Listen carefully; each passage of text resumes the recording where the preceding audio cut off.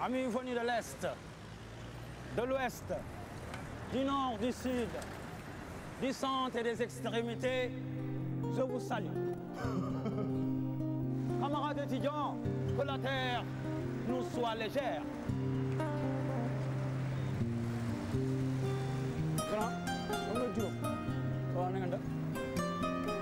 Vous êtes gentils comme du poulet pané.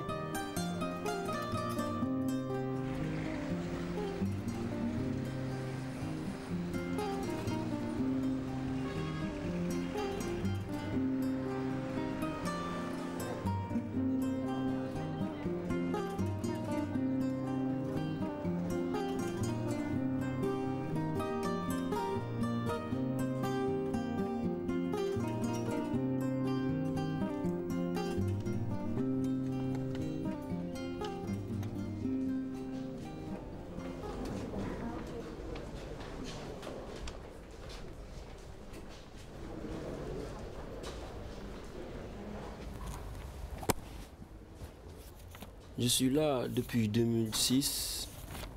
Maintenant, je suis en train de préparer mon mémoire. Les conditions d'études ne sont pas favorables. Déjà, depuis quelques années, le calendrier universitaire est très chamboulé à cause de nombreuses grèves. Au lieu de 9 mois d'études, nous en sommes à plus de 13 mois. Si on fait le bilan depuis mon arrivée à l'université, c'est un vrai parcours du combattant. La plupart de mes camarades avec qui je suis venu ici, je ne rencontre plus. Certains parmi eux ont cartouché, d'autres sont partis ailleurs, faire autre chose.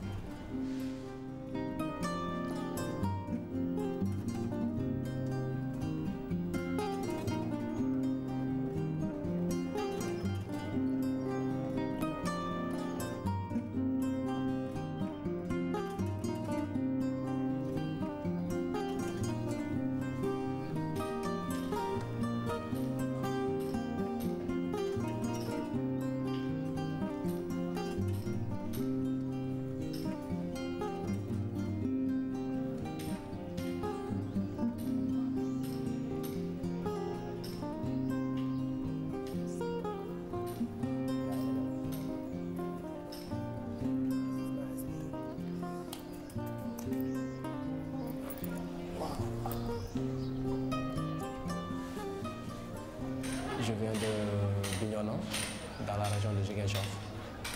Je suis nouveau bachelier orienté au département de géographie, plus particulièrement à la faculté des lettres et sciences humaines. À l'université, quand on vient pour la première année, c'est des problèmes pour qu'on trouve des logements. Et j'en fais partie de ces gens.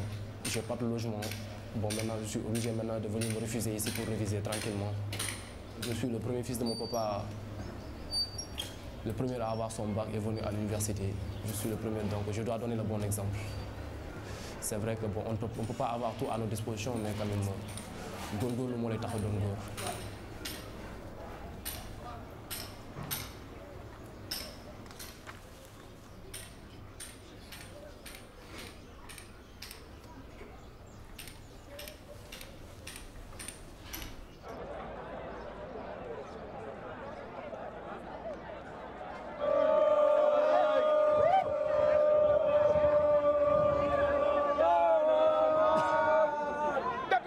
Ils ont instauré un système LMD.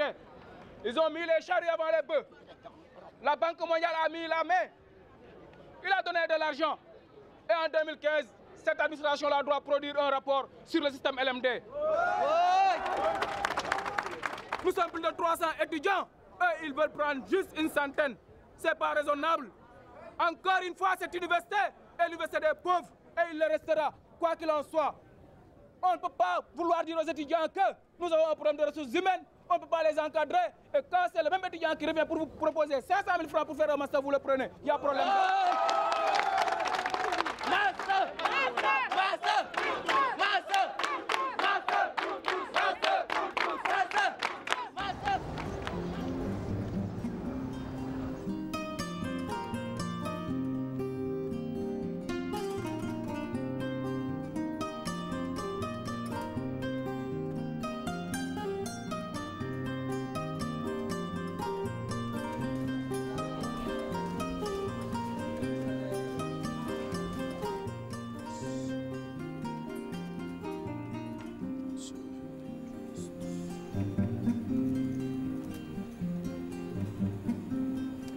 Ça vous êtes combien dans la chambre? Bon, nous sommes 4, voire 5 parfois. Il y en a quelqu'un qui vient parfois, de temps en temps, passer la nuit, ça fait 5. Ici, la demande est plus importante que l'offre, quoi. Parce que là où on est plus de 70 000 étudiants, et la moitié veut loger, or qu'on n'a même pas 6 000 lits. Donc ce qui fait que, voilà, quoi. Les règles ne sont pas respectées, les règles qui font que les chambres à 2 soient habitées par 2 personnes, les chambres à individu soient habitées par une seule personne. Ces réalités-là sont écrites dans les textes, mais en fait, ce n'est pas appliqué. Les chambres à 3 lits, on est parfois à 12 personnes. Les chambres à 2 lits, on est à 6 personnes. Comment se passe cette cohabitation avec 5-6 personnes? Bon, c'est pas facile, hein. C'est pas facile pour des grands responsables, des grands gaillards, que chacun a ses bagages, n'est-ce pas? Mais bon, dès l'instant qu'on se connaît, bon, il y a le social living, hein. On se considère mutuellement comme des frères. Donc je crois que on vit en harmonie quand même. Bien vrai que la chambre peut être très étroite, que l'on puisse même pas, une nuit, dormir en toute tranquillité.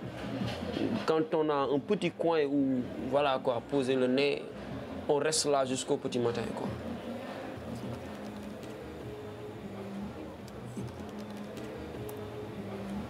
Je suis en train de finaliser mon mémoire, un Master 2, et spécialisation sur la civilisation américaine.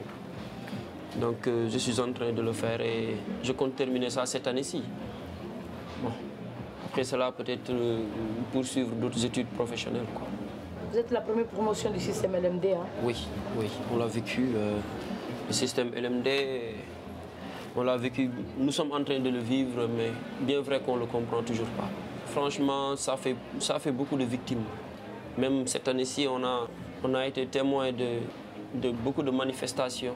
C'est bien de se mettre au même niveau que l'international, que les autres. Mais il y avait un préalable. Nous sommes en train d'étudier des matières qui nous serviront pas à grand-chose, hein. Je me suis spécialisé sur la littérature et la civilisation américaine. J'en sais tellement, je fais des recherches là-dessus, je prépare mon mémoire là-dessus. Mais après, ça va me servir à quoi? Si on n'enseigne pas, je ne crois pas que ça pourrait intéresser quelqu'un d'autre de savoir ce que c'est que l'histoire américaine. Au fait, nous vivons dans un monde où la connaissance doit être actualisée et doit aller au même rythme que l'évolution de la société, en fait. Dans toutes les facultés, ce que nous apprenons, c'est ce que Abdou Diouf a appris, c'est ce que Senghor a appris, c'est ce que les Iba Der Thiam ont appris, c'est ce que les doyens qui nous dirigent dans les facultés, nos professeurs, c'est ce qu'ils ont appris, ce que nous sommes en train d'apprendre. Et maintenant, qu'en est-il pour le présent ou pour le futur?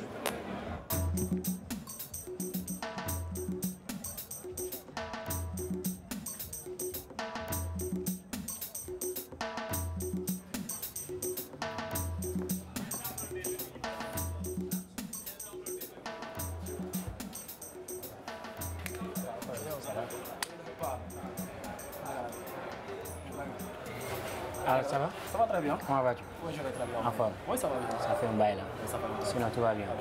Et les études? Oui, ça va. Ça va. Bien, merci. Il faut que je il faut que tu me donnes un ticket là. Ah bon? Je vais voir. Bon, vous savez, si vous êtes là-bas, si on vous parle, si on vous dit que l'université c'est ceci, c'est cela, parfois pour que vous croyez, c'est un peu difficile, quoi. Mais je pense que tu es en train de le voir de par tes propres yeux même. Toi-même, tu peux juger les choses. Et si les plats sont plus ou moins... bon, hein? Ok, merci. Tu penses que vous allez manger après? Oui, je suis là. Si tu reviens, tu me retrouveras. D'accord, merci. Allez, bonne journée, frère. Ok, les gars. Allez, merci. Ok.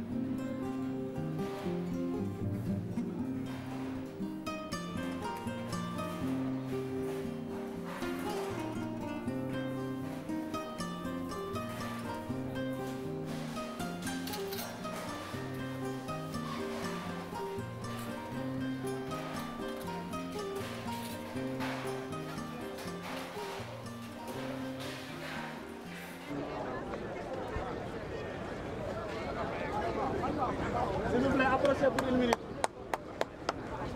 C'est pour nous une journée de recueillement. Nous voulons que tout le monde se souvienne de nos martyrs à travers Balagueye. C'est sa journée, mais elle a coïncidé avec d'autres journées, comme le célèbre Mamadou Diop, qui était aussi dans un combat citoyen. Mais Dieu en a décidé autrement. Ils nous ont quittés. Nous sommes là. Nous allons toujours nous souvenir d'eux. C'est la raison pour laquelle nous convions tous les étudiants à observer une minute de silence et chacun va prier selon sa croyance.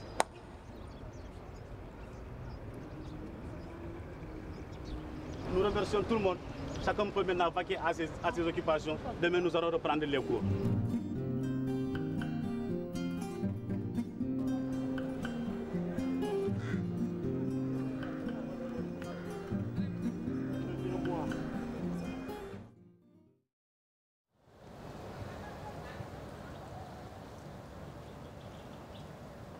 Dès l'instant que tu as ton bac, tu viens à l'université, tu penses que tu es peinard. C'est la belle vie. Parce que c'est cette image qu'on avait, alors que ce n'est pas la réalité.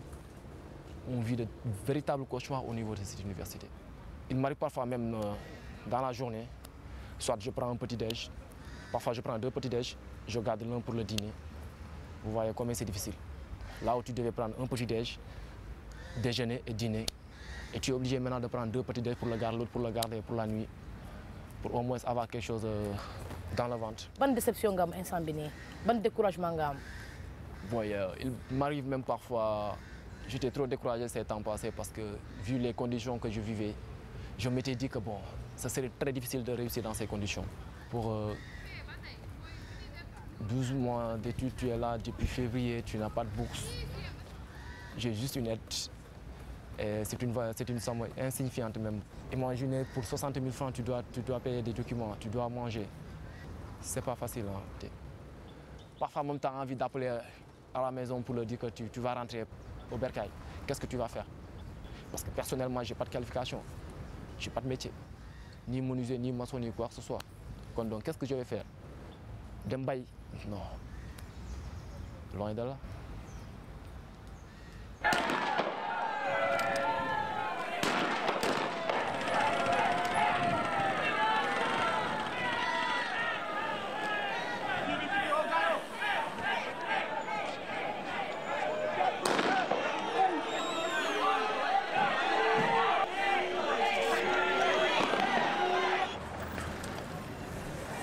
Vous dites Castou, c'est l'État qui paye.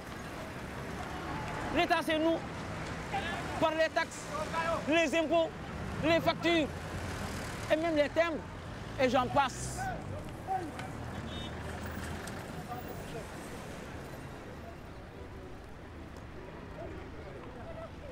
Ah, il y a l'ex sama bopp jël naan sama yuur ah yow da nga maa bëgg seeña ah danaa ko xool.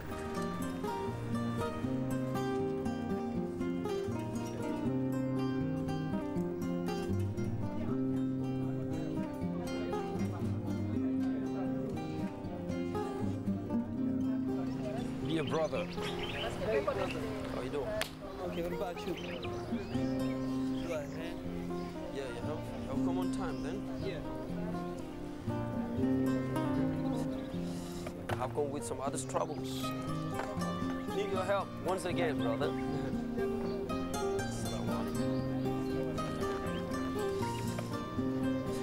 So, as I told you, I'm here just in order to. I am working like a blind. So since you know the way, you have already defined your memory in a very good way, just to you to show me some. How about your plan? Can I have a look at it? Yes. But here you had only 1 A B, 2 A B. You see? Okay, let me show you. My topic was the black victimization in Jim Crow time. Black people has been victimized in Since 1920s. Yes. Okay. They have been victimized in many different kind of ways. Yes. You see, the kids in the school, they had been marginalized. Okay, they had been discriminated, really. And then in the political field, the black people didn't have right to vote.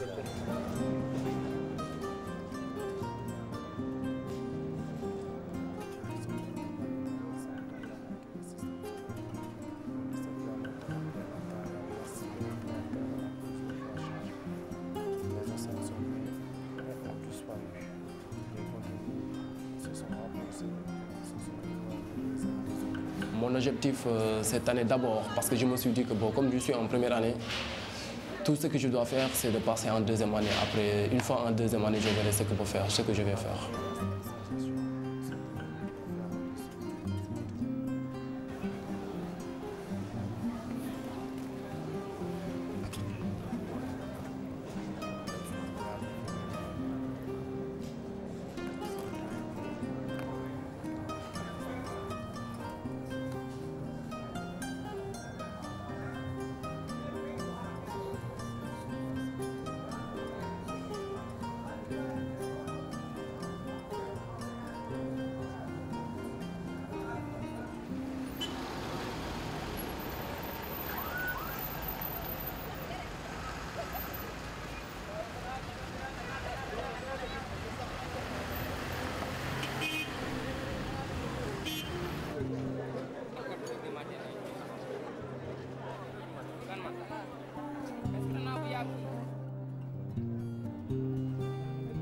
Laissez l'inscription. Il y a pas de bonne 4 heures. 4 heures, il y a un gars. 4 heures du matin.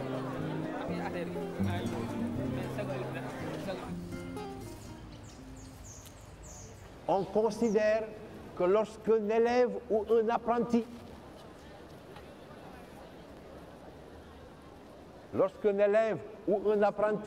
cause à autrui un dommage,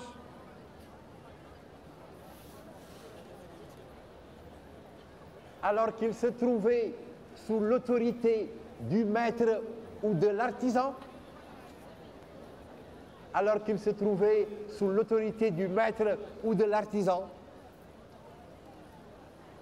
c'est que ces derniers l'ont mal surveillé.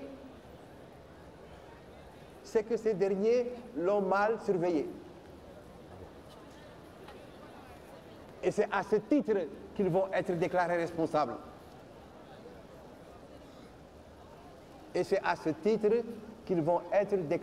responsables. Mais ici aussi,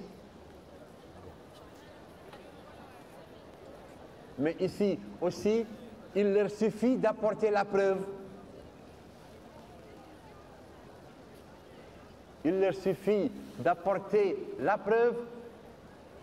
Qu'ils n'ont pu empêcher le fait dommageable pour que leur responsabilité soit écartée.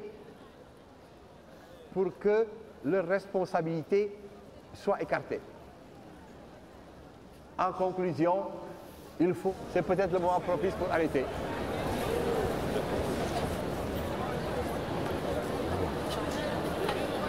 Où est la RTS? Oh. On subit encore les délestages. C'est une manière d'engager la responsabilité délictuelle sur l'arrêt Cousin de 2000. Oui, qu'est-ce qu'il dit? Bon, ça veut dire l'arrêt Cousin, il exclut la responsabilité délictuelle. Vous avez constaté avec moi-même dans quelles conditions on travaille. Malgré les délestages, on est resté pendant 1 heure de temps pour attendre que la lumière revienne. Elle n'est pas venue et on a dû arrêter le cours. C'est vraiment difficile dans ces conditions de pouvoir transmettre un savoir. J'ai même parfois le sentiment que beaucoup ne comprennent pas ce que je dis, justement parce que les conditions dans lesquelles ils se trouvent ne leur permettent pas de suivre attentivement ce que je veux leur faire comprendre. Les étudiants sont très nombreux, il n'y a pas suffisamment de professeurs, il y a un problème d'encadrement, problème de nombre d'étudiants, problème de documentation. Les conditions dans lesquelles on travaille ne permettent pas qu'il y ait une culture de la réussite à 40 ou 60%.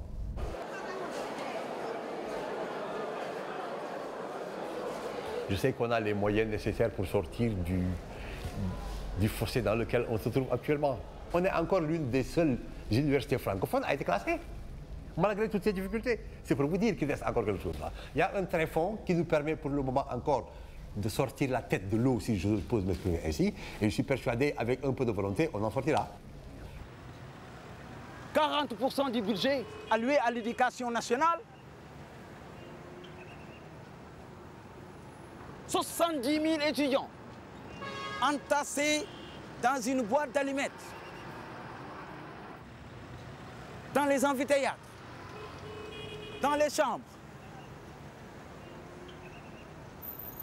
Dafo mbay lek na sa cere mam ta do ci mos.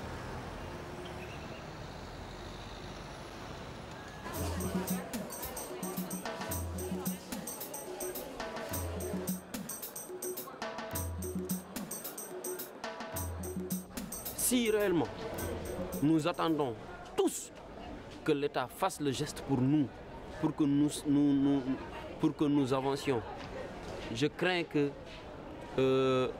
nous durerons dans nos conditions, ou bien nous durerons dans notre statut d'étudiant chômeur ou bien de diplômé chômeur. En fait, s'il y en a qui réfléchissent, ça doit être nous, les étudiants. Cherchons, creusons dans notre tête, il y a des projets que nous pourrons entretenir. Ou bien regroupons-nous entre étudiants, 5 ou 6 étudiants, qui écrivent un projet bien ficelé, parce que chacun d'entre nous a un projet. Écrivons un projet et cherchons des moyens et entreprenons nos propres choses. Moi, je n'attendrai pas l'État pour m'en sortir.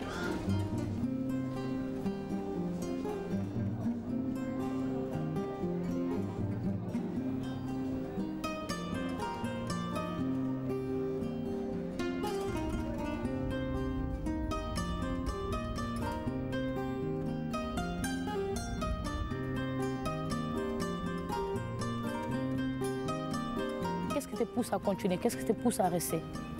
Oui, ce qui me pousse à rester, c'est surtout quand je pense à la famille. Parce que c'est pas facile d'être l'aîné d'une famille. Quand on est aîné, bon, dis-toi dans ta tête qu'un jour viendra, c'est toi qui va prendre la relève. Donc tu as une lourde mission, une lourde tâche du moins. Donc quand tu penses à tout ça, tu redoubles davantage de l'effort.